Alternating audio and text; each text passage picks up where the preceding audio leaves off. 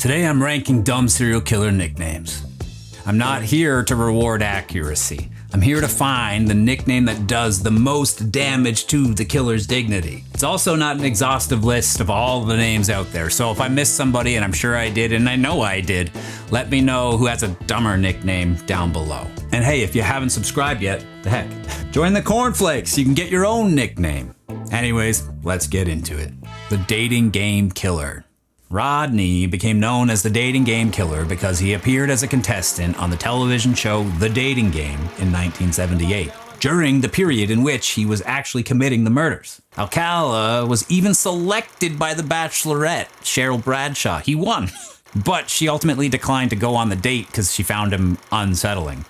Now, I mean, it's obviously a bit of a disturbing story, but I've always thought that nickname, the dating game killer, it's incredibly misleading. It makes the television show sound like an integral part of the crimes, when it wasn't. It creates this impression that Rodney Alcala was like touring the country from one game show to another, collecting victims every week. Monday, the dating game. Tuesday, murder. Thursday, love connection. Friday, murder. But it's not what happened. I mean, he just appeared on the dating game once. One time. Bachelor number one. You're a dirty old man. Take it. Come on, over here. I mean, yeah, it's an unbelievably strange and kind of disturbing footnote in a much larger case. And because that footnote, I guess, was so, surreal, it just swallowed the entire story. There's even that movie, not that I've seen it, but there's even that movie from a few years ago. One time I was featured on the Toronto Blue Jays broadcast during a baseball game. Pat Tabler's mustache makes another appearance. If I was discovered to be a serial killer, would they call me like the Blue Jays butcher? I could go for the Louisville Slugger. What other game shows would make good nicknames? You'd have The Price is Right Strangler. Come on down! Don't let her get in your way. That could be good. He is after my body. They could get Rod Roddy he died. But I mean, they could get Rod Roddy to narrate the documentary. Imagine that voice for an entire documentary. Yours truly, Rod Roddy, explains the secrets of my jackets. That energy. I don't know, what other game shows? If you can think of a good nickname from a game show, drop that in the comments. Anyways, so the dating game killer, no. Alcala, he was just a serial killer who appeared on a dating show once. Yes, the appearance is deeply unsettling in hindsight, but a nickname, it's ridiculous. We're gonna have a great time together, Cheryl. Dating game killer, B tier. Memorable, but misleading. And speaking of misleading, the killer clown. If you've been around this channel a while, you've heard me go off on this rant a few times. But it needs to be said again, I'm sorry. John Wayne Gacy is often called the killer clown because he occasionally performed as a clown named Pogo at charitable events and children's parties. Gacy was convicted of murdering 33 boys and young men during the 1970s. Now, depending on who you ask anyways, clowns are creepy. I understand, obviously, why that nickname stuck. I mean, you don't need to be a marketing genius to realize that the words serial killer and clown are gonna sell a fuck ton of newspapers. But the nickname, again, like Alcala, creates an image that's not even remotely accurate. When you hear killer clown, what's the first thing you picture? I mean, naturally you would, if you picture a guy in full clown makeup stalking victims. But I mean, there's zero evidence, zero. I'd go on a limb and say it's just flat up never happened, obviously, that John Wayne Gacy was murdering people while dressed as a clown. The clown costume was absolutely not his, murder uniform. It's just a separate hobby. A deeply unfortunate hobby, maybe, in retrospect, but still, just a separate hobby. I see this photo used more than anything of Gacy. So people treat it like this was his mugshot or something. It does kind of make me think a little bit about Dahmer, though. I mean, the guy worked at a chocolate factory. I think there'd be some press person out there somewhere that would have looked at that and gone ooh, I've got a perfect puzzle for you. There's some kind of reference there, right? I guess in fairness, by most reports out there that I've read, actually, the whole cannibalism part of Dahmer's crimes has been kind of blown out of proportion. If it's possible to blow any cannibalism out of proportion. But anyway, I mean, that means like the nickname Milwaukee Cannibal it's not exactly an accurate nickname either when you look at the entirety of his crimes. It certainly wasn't his primary MO, right? But we're fascinated by cannibalism, aren't we? Why? What is it about cannibalism, do you think, that interests us so much? So back to Gacy. The nickname, yeah, it's not fabricated, but it cherry picks the single most cinematic detail from his life and makes it sound like the central feature of his crimes. To be fair, it was incredibly effective. Killer Clown goes in B tier, right up there with the dating game killer guy. Both names exaggerate a strange side detail. Next up, the Happy Face Killer. Keith Jesperson became known as the Happy Face Killer because he drew smiley faces on messages sent to the media and authorities. Like this. Wait, here's looking at you, kid? I mean, they could have called him the Casablanca Killer or the Bogart Butcher. He's looking at you, kid. Whatever. Anyway, the smiley face became a recognizable signature attached to the case. Again, I get it. It's a trend nowadays, right? To like take something usually cute or romantic or innocent and then flip the script. Like how every horror or thriller trailer you see nowadays, they use like a slowed down version of like Somewhere Over the Rainbow. There's evil in that man. It's a cruel, cruel summer. Remember there was that movie Smile? I think it was called Smile, right? This one? I never saw it. I actually thought it looked kind of stupid with like a stupid gimmick, but I wasn't really interested. But I don't know, any good? Yeah, imagine the casting process for that movie. Most important thing is having a huge mouth above anything else. Probably should have cast Steven Tyler. But yeah, anyway, maybe that was kind of the idea he had behind the happy face, that, ooh, a smile can be terrifying. And I'm not sure, did Keith give himself his own nickname or just use the happy face drawing? Well, let's Google it. Okay, here it says, no, serial killer Keith Hunter Jesperson did not give himself the nickname Happy Face Killer. While Jesperson did sign his taunting confession letters and bathroom wall messages with a smiley face, it was journalist Phil Stanford of the Oregonian, I'm not sure, who coined and popularized the moniker. Saying that Phil, like the journalist, coined the nickname? That's a stretch. Guy just literally added the word killer. I mean, what else would he call it? That's how he signed it, with a happy face. Have a nice day. What's he gonna call it? Like the yellow smiley circle killer? See, remember, this is before emoji was even a word, so happy face killer goes into A tier. Next up, the Shoe Fetish Slayer. Jerry Brudos, I think's how you say it, became known as the Shoe Fetish Slayer and the Lust Killer. He murdered 4 women in Oregon during the late 1960s, and his obsession with women's shoes was closely connected to the case. There's no mystery here. No ominous symbolism. The nickname is essentially a humiliatingly direct summary of the case. The Shoe Fetish Slayer. I mean, it sounds like the title of a television documentary produced by a network with a budget of like $11.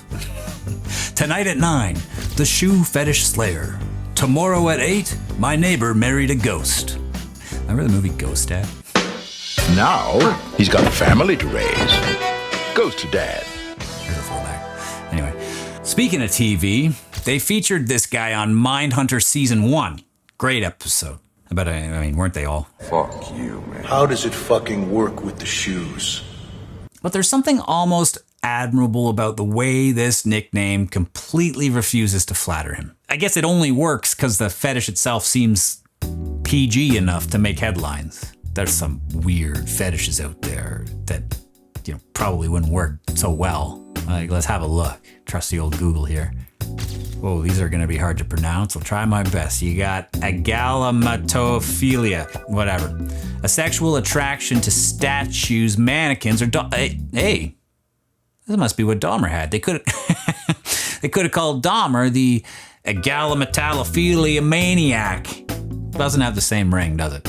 Next, you got autoneophilia, also known as adult baby syndrome, where an adult derives pleasure from wearing diapers, being swaddled, or acting like an infant. Yeah, that one wasn't going to be going on the headlines if you had that, right? You know, they're not going to call you the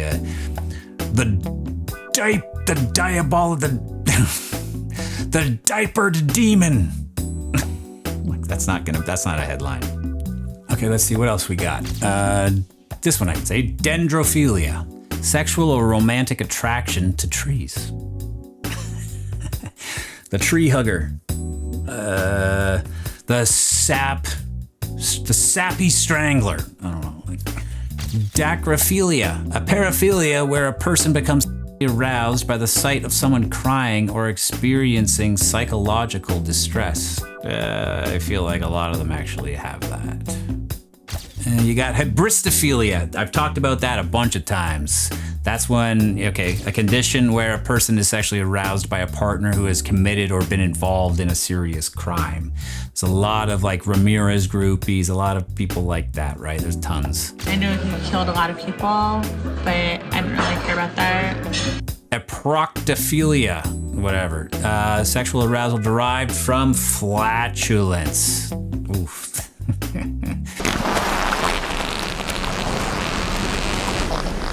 Take your pick. I mean, that's not gonna make headlines. I mean, it would be a great one to have though, wouldn't it? That's just a classic. And hey, I mean, by the way, no shade if you're into getting farted on. I mean, do your thing. Anyway, sorry. All that to say that sometimes the best response to a serial killer desperately seeking power and notoriety is to give him a nickname that would immediately destroy his confidence if he heard it spoken aloud. And that's the Shoe Fetish Slayer. It's just no recovering from that. Shoe Fetish Slayer, A tier. Next up, the Co-Ed Killer.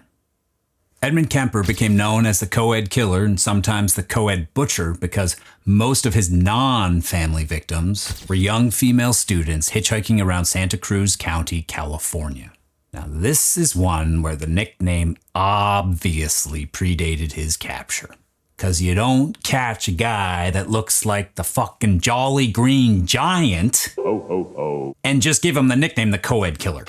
Although, kind of funny how they got the whole Ed part right. I understand why the name exists. I mean, it's pretty straightforward.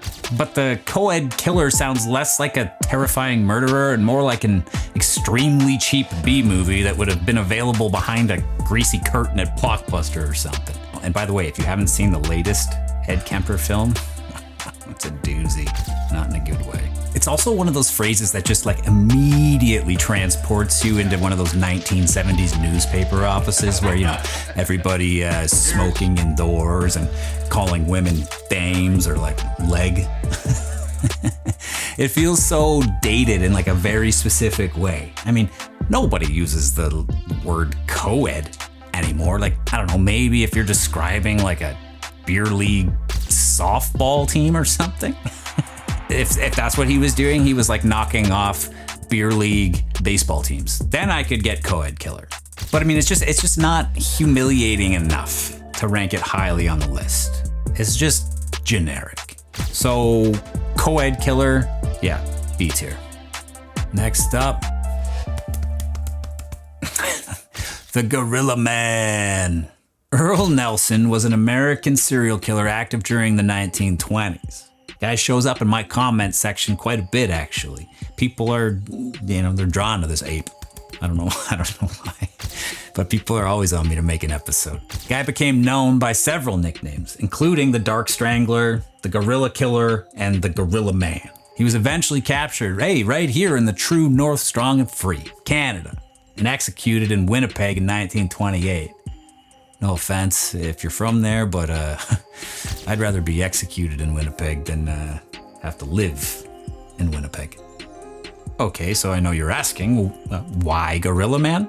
Well, witnesses told police they had seen a smiling stranger lurking outside a victim's apartment building the day of her murder. They described him to police as a dark and stocky man with long arms and large hands. And that was all the 1920s newsman needed. Gorilla Man! Put it in 12-inch letters. Print it in the afternoon edition. Send little Jimmy out onto the street corner to scream the headline at pedestrians. Extra, extra, Gorilla Man captured! The nickname feels less like criminal reporting and more like an old-time carnival post. The Gorilla Man, half gorilla. Like a Batman villain invented by a 7-year-old. Batman's got the Joker, Spider-Man's got Doc Ock, and hey, Winnipeg briefly had Gorilla Man. Okay, I'm getting a little over the top here. I mean, people must have been awfully disappointed when he was captured and just looked like this. It's hard to find a shot that shows his, quote, long arms and huge hands. Oh, here's one. I don't know. Doesn't look that ape-like to me. I don't know. Oh, look, here's one where he's playing into the huge hands gimmick. But man, that's just camera angles, folks. Like, come on, perspective. Like, look how big my hands are. Well, let's see though. Let's see. What if I add this? Oh, there we go. I see it. The Gorilla Man, A tier. Next up, the Sunday Morning Slasher. Carl Eugene Watts became known as the Sunday Morning Slasher. He murdered numerous women and was suspected in many additional cases during a crime spree that continued until his arrest in 1982. I do not like this nickname. Or more accurately, I love it for the purposes of this ranking. Because the Sunday Morning Slasher, it sounds like a themed breakfast special. Like in Britain or something. Like you'd see it written on a chalkboard outside a diner, you know? I'll try my best British accent here, okay? Come in before 11 for the Sunday Morning Slasher. 3 eggs, bacon, or what do they call it, rashers, and baked beans. Unlimited coffee. You know, I carry a British passport. I got dual citizenship. Maybe they'll take it away for that accent, but hey, that was my best. The name it has a little rhythm to it. I'll give it that. You know, the Sunday Morning Slasher. If it turned out that it was like a youth pastor, like classic youth pastor look, kind of like Will Forte from Fortin with Will. Hello, I'm Will Grello. Like that, you know that look, like this guy. Cook the dog! Cook the dog! Cook your own dog!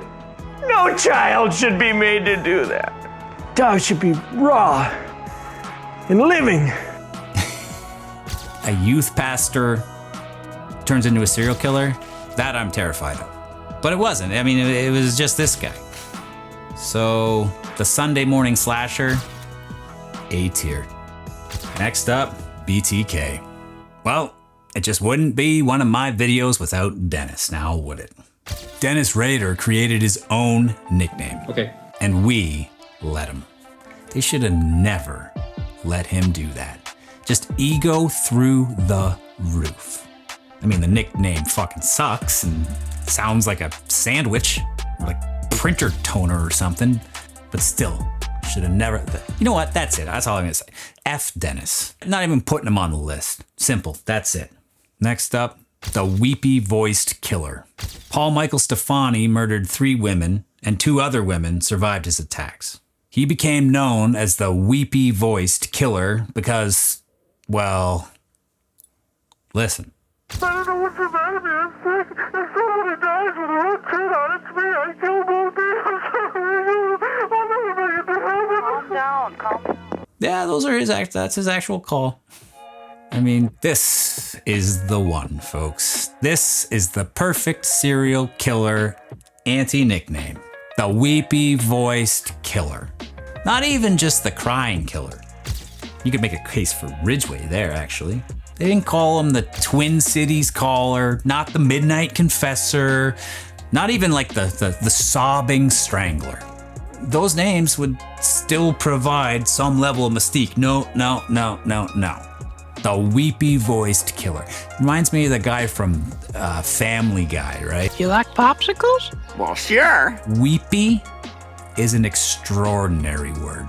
It's a word you use to describe a cartoon character with cold.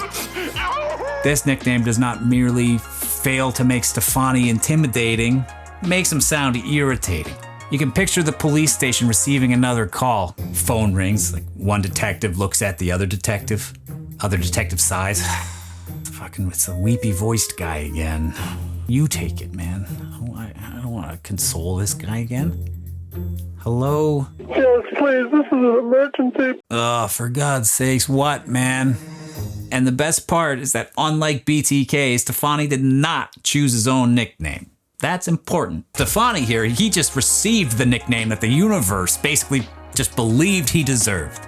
His own telephone calls created the defining feature of the case, and the public response was just essentially like, yeah, we heard you. You sound ridiculous. There's just no recovering from that. The Weepy-Voiced Killer goes straight to the top. S tier. So, here's a look at the final ranking. In B tier, we got the co-ed killer. I put the dating game killer, Rodney Alcala, and the killer clown, John Wayne Gacy. And then in A tier, you got the Sunday Mode Slasher, the Happy Face Killer, and the Shoe Fetish Slayer. The Shoe Fetish Slayer, say that 10 times. The Shoe Fetish Slayer and the Gorilla Man. And finally, in S tier, we have the Weepy-Voiced Killer. The thing I like about doing these tier lists is that they remind me how much of this mythology is kinda, at sometimes, it's our fault. I mean, not the crimes, obviously, but this like branding, the spooky little character that gets built around the killer like after the fact. So maybe not every serial killer needs a name that sounds like a Batman villain. Not because it fixes anything, but because it puts the killer back where he belongs. Not on a pedestal, not as an anti-hero. Just a pathetic, violent person who never deserved a cool nickname in the first place. If you're still here, thanks for watching. I hope you enjoyed this episode. Who did I miss? Who deserves to have their nickname examined? Who deserves to be S tier? Did I get it right? Did I get it wrong? I hope you subscribed. I hope you liked. I hope you got your voice down in the comments. And I'll see you in the next one.